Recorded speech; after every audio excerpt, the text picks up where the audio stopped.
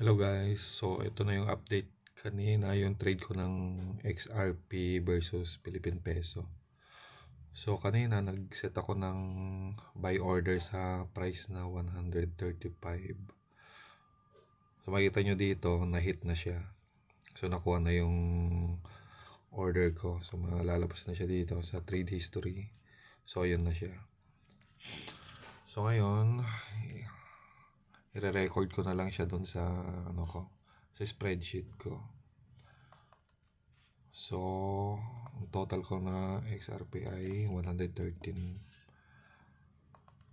So, lalagay ko dito sa price na 135. So, equals 135. Maminus ko yung total ko dati. 98.4497. So, yun. 2,000. So, yun. Actual price niya ngayon ay 2,057 na. So, kumita siya ng 57 kasi tumaas na siya from 135.